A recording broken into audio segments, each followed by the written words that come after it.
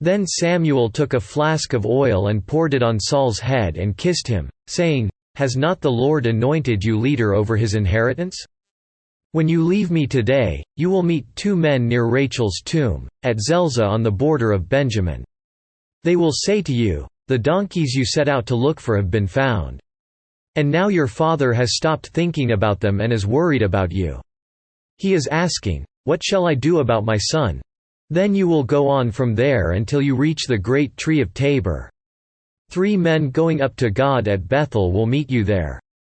One will be carrying 3 young goats, another 3 loaves of bread, and another a skin of wine. They will greet you and offer you 2 loaves of bread, which you will accept from them. After that you will go to Gibeah of God, where there is a Philistine outpost. As you approach the town, you will meet a procession of prophets coming down from the high place with lyres, tambourines, flutes and harps being played before them, and they will be prophesying. The Spirit of the Lord will come upon you in power, and you will prophesy with them and you will be changed into a different person. Once these signs are fulfilled, do whatever your hand finds to do, for God is with you. Go down ahead of me to Gilgal. I will surely come down to you to sacrifice burnt offerings and fellowship offerings. But you must wait 7 days until I come to you and tell you what you are to do."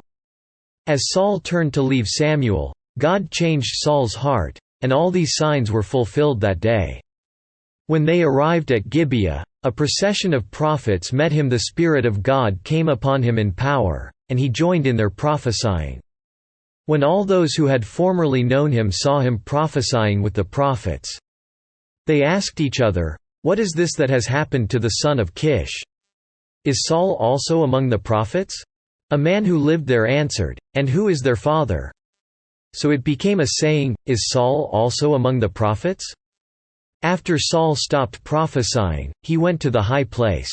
Now Saul's uncle asked him and his servant, "Where have you been?" "Looking for the donkeys," he said. "But when we saw they were not to be found, we went to Samuel." Saul's uncle said, "Tell me what Samuel said to you." Saul replied, "He assured us that the donkeys had been found."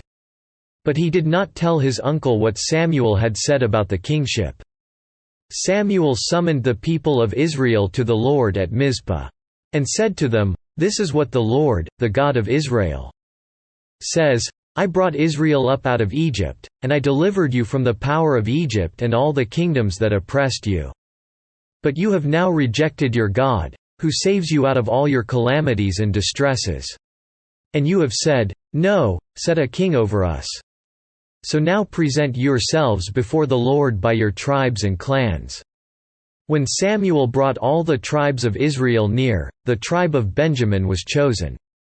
Then he brought forward the tribe of Benjamin, clan by clan, and Matri's clan was chosen.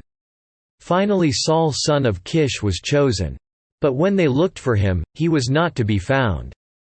So they inquired further of the Lord, "Has the man come here yet?"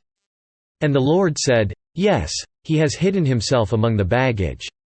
They ran and brought him out, and as he stood among the people he was a head taller than any of the others. Samuel said to all the people, "Do you see the man the Lord has chosen? There is no one like him among all the people." Then the people shouted, "Long live the king!" Samuel explained to the people the regulations of the kingship. He wrote them down on a scroll and deposited it before the Lord. Then Samuel dismissed the people, each to his own home. Saul also went to his home in Gibeah, accompanied by valiant men whose hearts God had touched. But some troublemakers said, "How can this fellow save us?" They despised him and brought him no gifts. But Saul kept silent.